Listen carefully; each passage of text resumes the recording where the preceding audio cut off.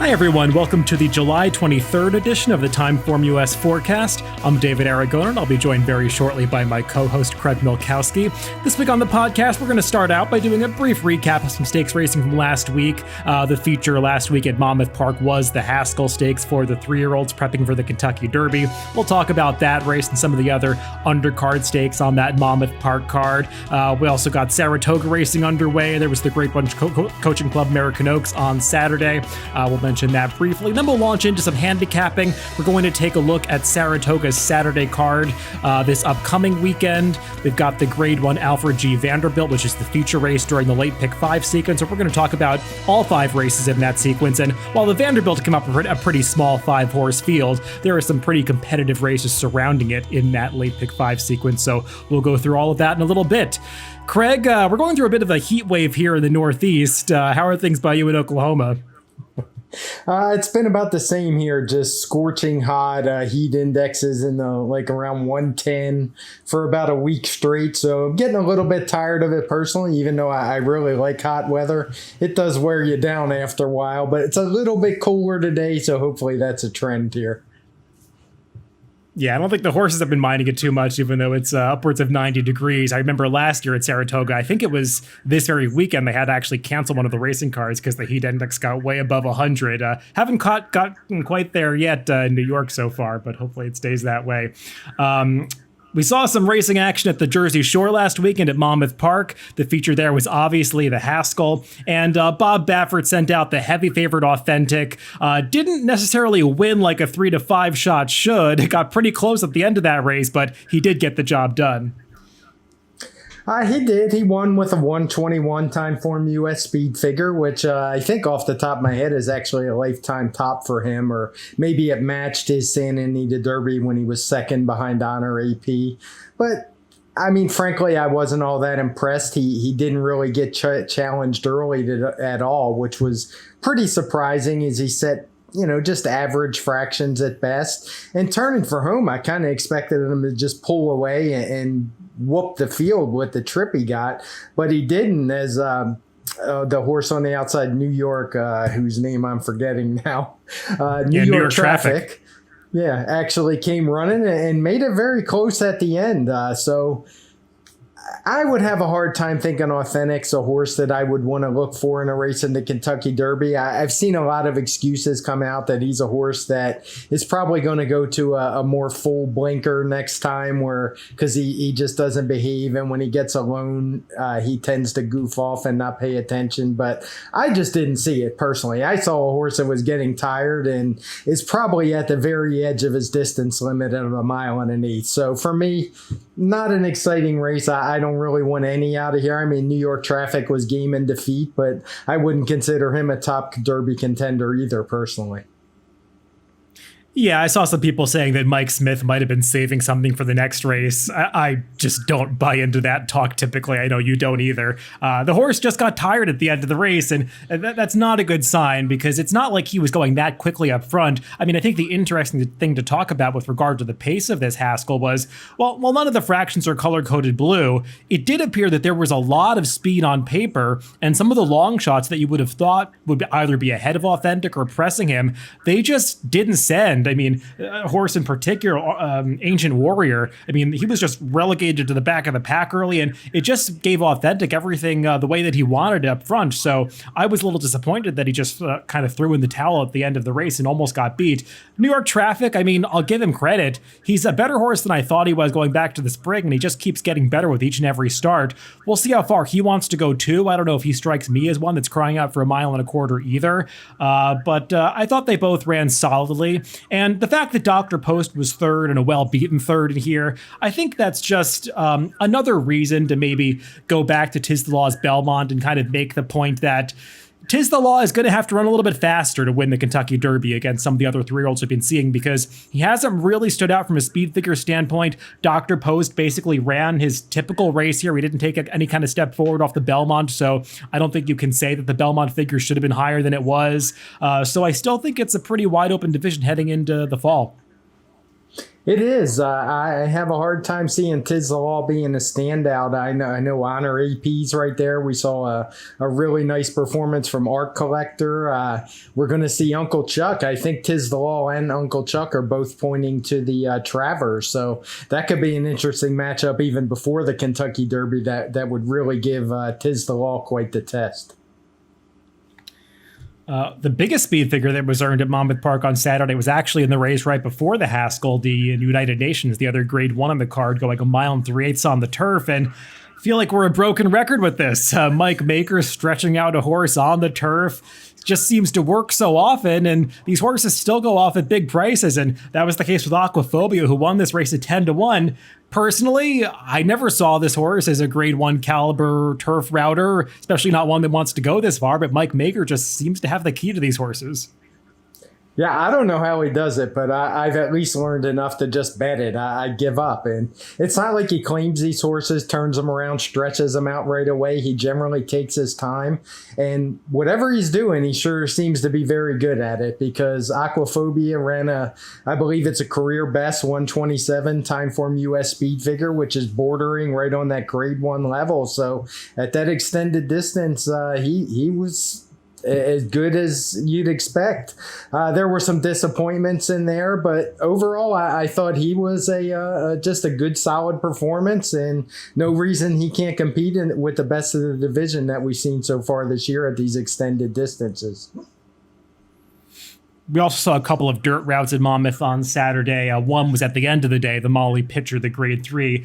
The other one was the Monmouth Cup for the older male horses. They actually both got the same 120 TimeformUS speed figure. The Molly Pitcher was won by Horologist, who's just a really cool horse, New Jersey bred, just seems to always show up in New Jersey. I know she's had a bit of a tumultuous past couple of months getting transferred to a few different barns, but now she's with Bill Mott, and it seems like she's thriving. And Global Campaign, he was really helped, I think, by a scratch at the gate of Bodie Express, who just completely changed the pace situation, and it gave Global Campaign the opportunity to get the trip that he wanted. Yeah, it sure did, and he certainly ran well. He actually kind of made my day when they scratched Bodie Express, who I talked about on the forecast last week as a horse I was keying on. I thought I was going to get stuck with the other horse who I did not like at all and was the favorite pretty decisively right up until they broke, and it switched to Global Campaign. So that one worked out for me a little bit, but I thought he ran well enough. He was certainly helped by the scratch. I'm starting to wonder, he had a lot of promise as a 3-year-old, and even when he came back this year, but he's starting to have the look of more a grade 2, grade 3 type to me than a really top horse in the division. And that 120 TimeformUS speed figure that he got would kind of bear that out. Horologist, as you say, she is a cool story. I think off the top of my head, I'm pretty sure she's still undefeated at Monmouth Park. As you said, she is a Jersey bred. There aren't as many of them around as there used to be. I can remember going to the Meadowlands and Garden State Park in my earlier days, and there were just tons of Jersey bred races. But the breeding industry's been hit hard there, and there aren't as many. So it's good to see a good one like this. She is kind of an up and down type, but when she runs at Monmouth, she certainly is a horse to be dealt with. Then at Saratoga, very briefly, I mean, they ran some stakes races last week, a ton of them. They ran one every day, actually. The grade 1 was the Coaching Club American Oaks on Saturday.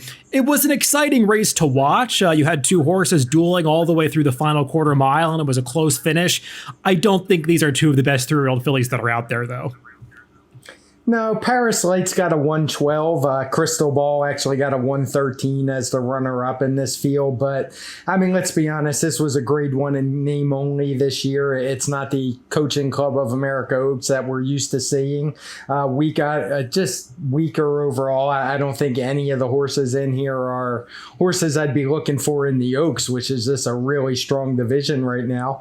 But that said, the top two did take steps forward. They are still lightly raced 3-year-olds, so there's certainly is some promise there. Yeah, I don't know if there are any other races you want to mention from last week at Saratoga. I'm just personally, I thought Country Grammar looked pretty good in the Peter Pan. He definitely is a horse that's going to improve with that distance. His 116 TimeformUS speed figure is okay. It's not really at that grade 1 caliber yet, but it's not that far off some of the top 3-year-olds that are out there. And I also thought Decorated Invader, I mean, he's just turning into a really consistent, admirable 3-year-old turf horse. So I think he's going to be tough in those bigger races in that division later in the year. Yeah, it's interesting that you bring up Country Grammar, because he's a horse in normal years. If he won the Peter Pan, especially with his style, you think would step right into a race like the Belmont in a 1.5 miles, but that obviously got changed around this year. So he's pointed to the Travers. He should like the extra distance. I'm not sure he'll like the better competition. As for Decorated Invader, I have to say that was an interesting speed figure to make. It was the only 9 furlong race on the day, I believe, or it was definitely the only one of that the distance he ran.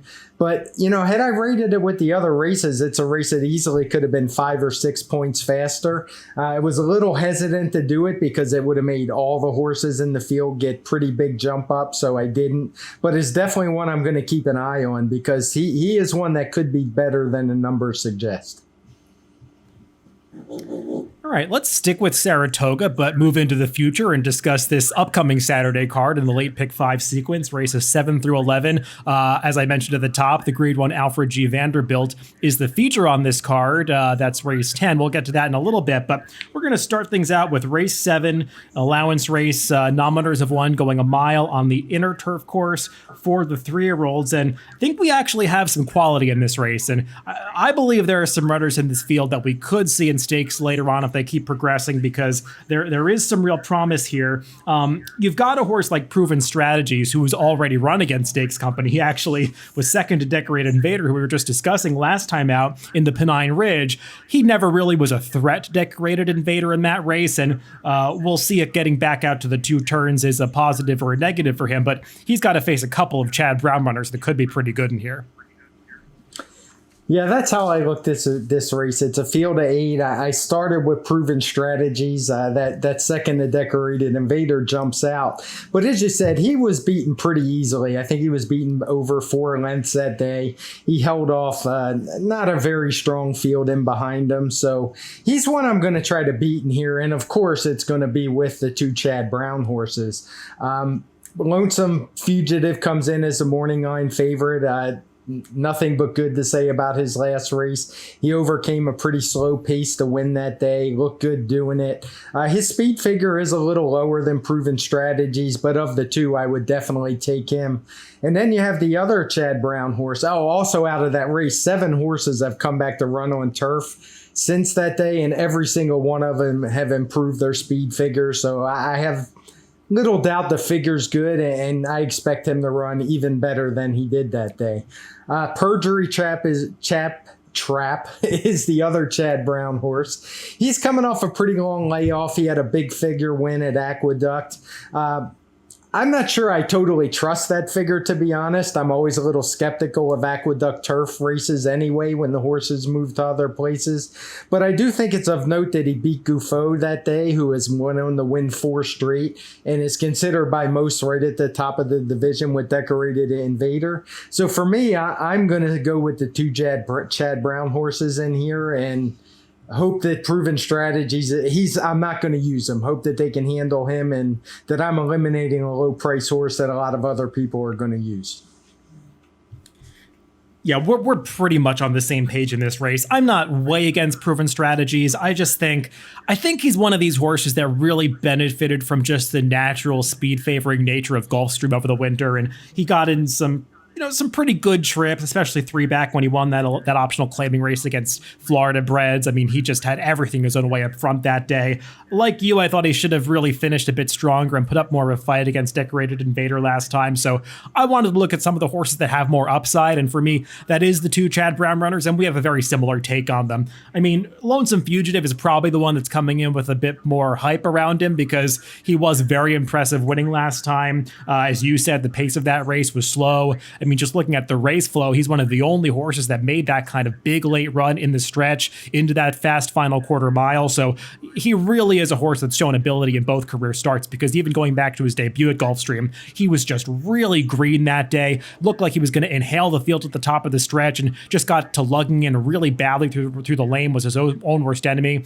He was much more professional last time, so I think he's certainly heading in the right direction. But like you, if Perjury Trap's a bigger price in here, I think he's just as interesting, because while they started him out on dirt, and I can understand that because he's a son of versatile sire Blame, and he ran well in those races, he really does have more of a turf synthetic pedigree, especially on the dam side. So it's not a big surprise that he took to the turf last time. I agree with your assessment of that speed figure that we gave him, that 106. It looks a little high for that field, but I mean, keep in mind that was as a 2-year-old. So even if that number is, 5 or 10 points lower, he has a right to have improved that much in the past year with just natural maturity.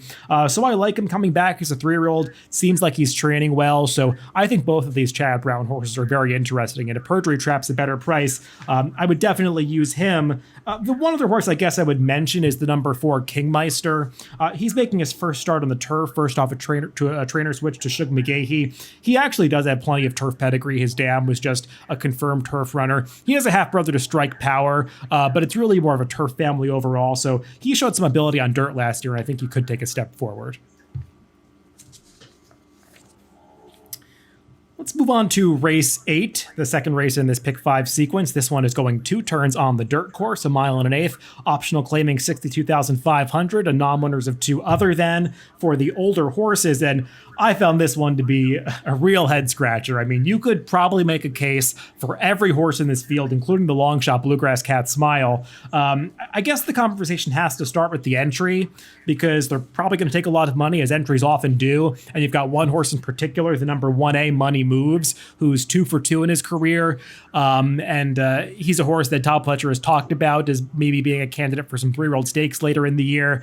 I'm a little skeptical of this horse. He hasn't run quite fast enough to be competitive here yet, and I thought that track that he raced over at Gulfstream back on March 27th featured a real rail bias that he rode every step of the way. So to me, he's a little dressed up. Yeah, I'd agree with that. I don't love the entry at all in here. At best, I'm going to use it defensively. Like you, I thought if you just look at the overall records, there's a whole lot of horses that can win in here. But the horse that I really focused in on, and I like quite a bit in here, is the 3 Parsimony for Doug O'Neill. He's cutting back in distance from that Grade 2 Suburban last time, won by the infamous Tacitus. But I thought he ran really good that day to hang on. He nearly held second, just edged out by Moretti late. And this is just a horse who, man, he has had some career. He was thrown to the wolves early on. He ran in several stakes races as a maiden. He was tried on dirt. He was tried on turf. Then he sprinted for a while. Then he went to Dubai. And I think he's finally found what you would consider a logical spot for him. He's just in an allowance race. He's at a distance, which is probably going to be his best at 1 mile and a 16th. And like I said, he spent a lot of time running shorter, running longer, and he catches a field that's just not all that strong. So he's the one I'm really going to focus on in here. He's going to be the A horse I use in my pick 5. It's funny. I kind of have a different take on him. I know he got a big speed figure in the Suburban last time. In my opinion, that was a race where nobody lifted a hoof aside from Tacitus. And while I think Tacitus is a very good horse, and he might go on to be one of the better horses in the handicap division, I just didn't think there was a whole lot of running going on behind him that race. And I thought Parsimony just sort of got dragged into the race due to the fact that they went so slowly up front in the early going. I know we don't have that pace color-coded as blue. I just personally don't put too much stock in those 1.25 mile, 1 3/8 races at Belmont because they run so few of them. And typically the paces in them are very slow. So I think that skews our color-coding system in those races. But I mean, he was walking up front, and Mr. Buff, I thought, was... They didn't make the smartest move to rein him in and not go after Parsimony in the early going, and it just allowed him to set a very slow pace and hang around for longer than he probably should have. So I don't quite buy his improvement based on that last race, and I don't like his prior efforts that much, and I do think there's a horse in here that's going to be a little problematic for him, the number 7, Laytone. I know he's first off a claim for a trainer that doesn't win that often in New York, but I would imagine that his early speed is going to be intact, so if they're going to send Laytone to the front, I just don't think Parsimony's going to get that same kind of trip on the front end that he got last time, so if he's among the shorter prices in here, I was kind of against him. To me, the horse to beat is probably Prioritize, the 6. I know he started out as a turf horse, but it just seems like they maybe read him wrong to start his career, because his 3 dirt races have been 3 of the best races of his career, especially last time out against It's All Relevant. It's All Relevant got to control a slow pace up front that day, and Prioritize, all things considered, ran really well to make a good late run at that horse. I mean, he was really coming at him at the end of that race. A mile and an eighth doesn't seem like it's going to be a problem for him. I don't know if I'm going to put him on top as my main pick in this race, because he's probably the second choice, and I think this is a pretty competitive race. But I think Prioritize is probably the horse to beat, because he just seems like he's heading in the right direction. And if Laytone goes quickly up front, maybe he gets some pace to close into. But like I said, there are a lot of horses to consider. I mean, Dynamax Prime's not a winning type, but he's got some speed figures that put him in the mix. Even a horse on the outside, like Locally Owned. This is a horse that I've liked in some softer spots before. This is maybe a little tough for him, but he's in good form right now, so I don't want to totally dismiss him. I just think this is a race where you might want to spread a little bit. Yeah, I have no problem with Prioritize. Some of the others I was a little less optimistic on. Dynamax Prime, he does have some races that could win here, but his trainer doesn't do particularly well off of layoffs. One I guess I would consider is I Love Jackson, just because he has some pretty recent speed figures that could win this race. Wasn't really impressed with his last race at all. I wanted to go back and watch that, but I haven't had a chance yet. I will later on, but just based on his back speed figures, he's one I'd use. But this is a race. There's a couple others that I do want to spread in later. The one we're going to talk about next and the last. So I wanted to keep a little short in here. The only other note I wanted to make on Parsimony is I really don't think he's a need to lead type. His race where he won at Maidan, he was up close, but he wasn't on the lead. And I don't think Laytone is a horse he's going to be up dueling with, especially at this distance. If it was a longer race, maybe he would. But I think at the shorter distance, he's probably more of a tracker. Let's move on to that middle leg of the sequence, race 9. This one's back on the turf on the Mellon Turf course, going 1 mile and a 16th for the New York breds, nominators of 1 allowance race. And this one drew a full field, and it's a pretty competitive affair. I imagine they're going to throw some money at 2 horses down towards the inside, like Barley One and Simply. Barley One is a horse that seems to have returned as an improved 3-year-old this year. He was second to Dan Fusi 2 back when that one had a pace advantage, and then last time, second off the layoff. He took a big step forward, but it's an impressive maiden winner. A repeat of that performance, I guess it makes him one of the main players in here. I don't know if it makes him the horse to beat, because there are some other horses that have already raced against winners that look like they could have a say in the outcome here. But I think this is one of those races where you really have to decide if you want the up-and-comers or you want some of these more familiar faces at this level. Yeah, this was probably the toughest race in the sequence for me, just because it's a race where I want to spread, but I also have that sneaky feeling that it's one where I'm going to spread and wind up regretting it when some horse wins and pays $7. And maybe it could be Barley One, maybe it could be a horse like Simply. It's a case where I don't have any real knocks. It just has that look of a wide open race to me. I did like Barley One's maiden win where he had that 106. So out of the 2 favorites, I would prefer him. Simply hasn't really run a number good enough to beat him yet. But on the other hand, he's a horse who came back as a first-time gelding, ran in a sprint after winning his debut at a mile at Sam Houston. So that distance is probably short. In a race that features a fast pace and you're on a dead closer like he's probably going to be, it's a race where you want a guy like Joel Rosario. So I don't know if I want to leave him off my tickets at a short price and watch him run me down. So I just found this a very difficult race, one I'm going to spread quite liberally and hope for a price. Yeah, I would say I'm not against those horses that are sort of the ones with potential and upside. I guess Barley One is sort of in that category, though he's a little more exposed at this point. Simply, I think does make a lot of sense. That race last time, that 6 furlong race off the layoff, felt to me like it was a little bit of a prep because they did start him out going the 2 turns, and I would imagine they view him as more that kind of horse than a 6 furlong kind of horse. And while he did get plenty of pace to close into in that 6 furlong race and was coming at the end due to the fact that the race was just collapsing, he had to alter course a few times, didn't get a trip that was as beneficial as the one Power Up Painter the winner did. So I'm not going to be surprised if Simply can move forward off that effort. I think he's very dangerous in here, and I actually prefer him a little bit to Barley One.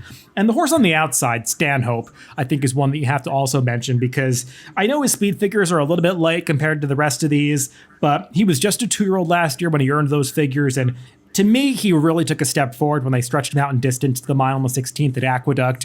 That was a very slow pace, and that benefited his running style. But if you watch that replay back, I mean, Dylan Davis was just looking around at the top of the stretch. I mean, you knew he was sitting on a winner from a long way out. He won that race very easily. Dante's Fire, who was third, came back and won, and he's improved quite a bit now as a 3-year-old. He just recently won an allowance race at Belmont. So I think the form of that race has held up pretty well. And now Stanhope is in the barn of Brad Cox, who can certainly win in this situation. So I think he makes a lot of sense too. I'm talking up the 3 shortest prices though on the morning line. So I mean, just to mention a couple of horses that could be bigger prices, the number 5 Steelers Fan for Life and the number 9 Jimmy Jazz, they both come out of that same race behind Dante's Fire, who I just mentioned.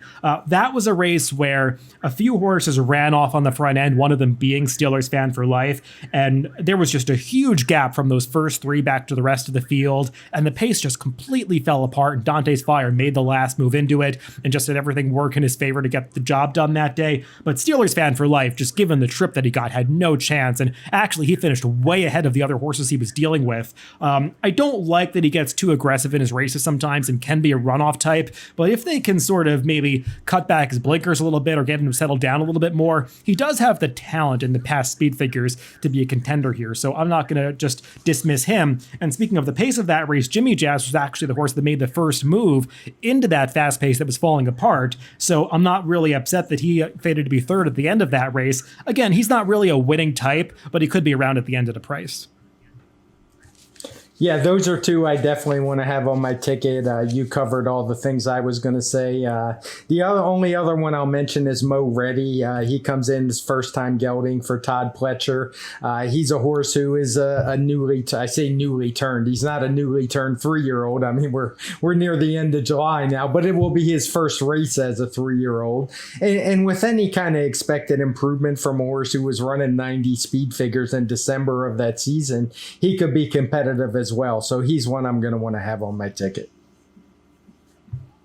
The penultimate leg of this sequence and the feature on this card is the Alfred G. Vanderbilt, the 10th race, a grade 1 event, 6 furlongs for the sprinters. And we might be able to spread a little bit in some of the other legs because we've got a heavy favorite in this race, if you believe in him, and that's the number 4 Volatile. This horse was just extremely impressive last time out in that Aristides at Churchill Downs. He was not beating a field that's nearly as good as this one, but he just drowned them and almost broke the track record. The pace was slow, but he just rebroke at the top of the stretch and came home so fast. I mean, his final time speed figure, I think, was a 1:30. Obviously, we adjusted it down a bit for pace.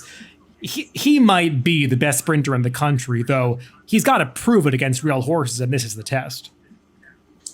Yeah, this is a test, but I'm singling him here. I'm not going to spread. There's no B's or C's on my tickets because I've liked everything I've seen. And when I say this, I don't mean it as in a physical thing, but he just really does remind me of Matoli. He's just a super fast horse, but he actually rations out his speed really efficiently. I think he will handle this step up without problem, in my opinion. So for me, I'm not going to look any deeper than him. For one, I just don't think any of the rest of the field has the kind of talent he does. Maybe on his best day a few years ago, Whitmore did. He's probably the most likely horse to beat him. But I just don't think he's good enough. He's probably lost a step. He's running figures around that 120 range on his best day. So I'm not afraid of him. Firenze Fire looked good if you watched the replay last time. Got back to his winning races out of that Jason Service barn. But this was a really, really weak grade 2 race that he won. And I just think Volatile's just a whole different animal. So for him, for me, it's all Volatile. If he loses, I'm out. Yeah, I'm not going to single him. I'll pick him in this race. I think he's very likely to win. Volatile. I guess the one minor concern I have, and I don't even like to use the word concern because it's not really. Just I guess it's an observation. Is that he's going to be in front in this race. There's just not really speed to go with him. I mean, maybe they try to be aggressive with Lexingtonian from the rail, but I don't think they're going to try to make the lead over this horse. And the one thing that you notice about Volatile's prior races is that they've always tried to give him a target. And I wonder if they have that in mind again here. I don't know. Maybe they just send him to the lead and allow him to be the target for everybody else, and he just runs away from this field. I wonder a little bit about how they're going to ride this horse, because they have not been aggressive with him out of the gate in really any of his races that's helped him finish so strongly. And I just bring that up because Whitmore is most dangerous when he's on top of the pace and right there at the quarter pole, because he does have a pretty effective turn of foot. And I think it would be a mistake for Volatile to just let a horse like Whitmore into the race, because Whitmore on his best day, he's one of the best sprinters in the country, and he's good enough to win a grade 1 like this. He's done it before at Saratoga, in fact. He's won the Forgo. I'm not going to totally discount Whitmore's chances here. If I'm making an ABC ticket, Volatile's the A and Whitmore is a B or a C. I haven't quite decided yet, but I wouldn't want to put all my chips on Volatile just because he does have that question to answer. Yeah, I can see that side. When we get to the 11th, you'll probably understand a little more why I need a single, because I'm going really deep in that race. The other horse, I guess I could understand people wanting to use mind control. Maybe it was a sloppy track in the Carter. He just didn't run a step. Vacomas obviously went on to be very good. He's just been phenomenal coming back this year. He's a win machine. Outside of that, he loves to win races. So I could see people wanting to maybe use him if you give him an excuse for that last one.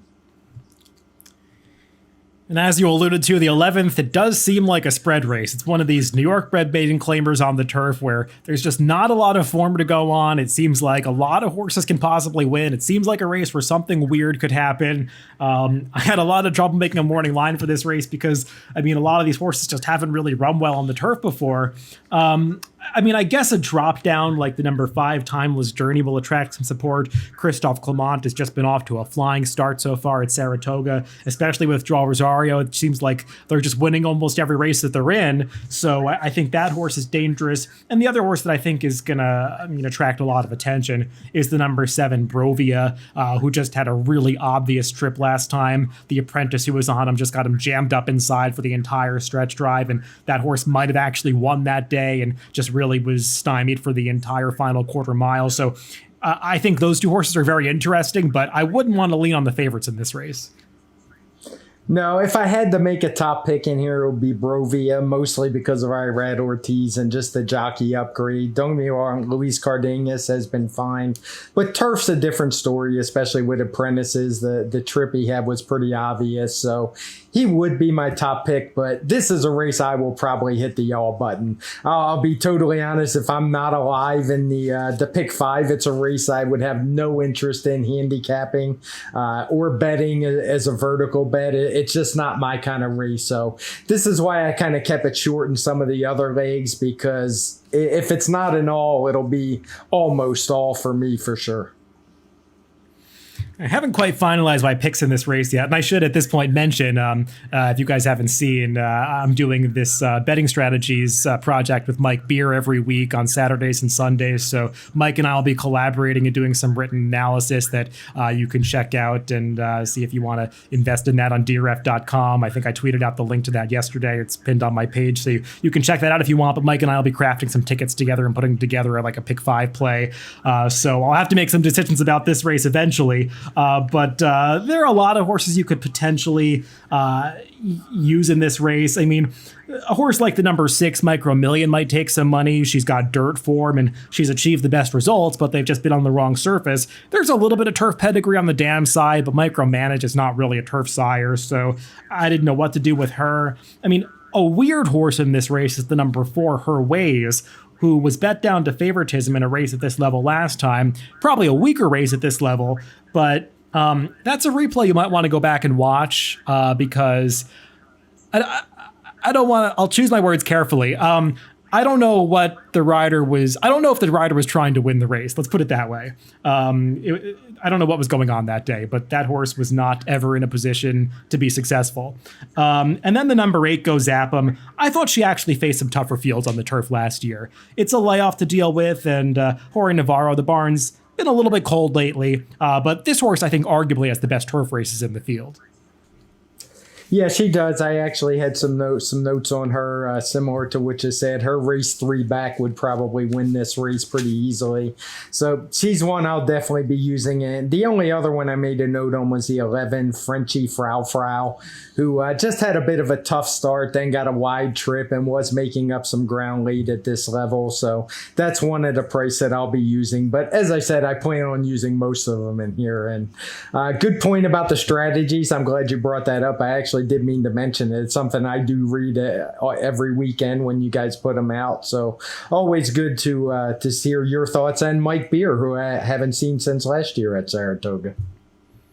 No, I love working with Mike. We both are, always knee deep in the action at the NYRA circuit, so we have some strong opinions. So it's always fun to converse about the races with him, as it is with you, Craig. And I hopefully put out some good ideas in this pick 5 sequence. I think we're going to emphasize the same races, even though we have some different opinions. Obviously you want to go thinly through the Vanderbilt, but there are some spread races like that. 8th for me, and definitely the 11th for you. That's all the action for this week. We'll be back again with another podcast next week. We might be reprising the TimeformUS Pacecast some weeks in the future. We'll let you know of that schedule as it changes. We're all busy during the summer months, especially during Saratoga, so we'll try to work around all of that. But remember, you can always listen to us on drf.com, Spotify, iTunes, YouTube, and SoundCloud. Wherever you get your podcast, just make sure to subscribe to the Daily Racing Form channel. Thanks for listening this week, and we'll be back again with another podcast next week.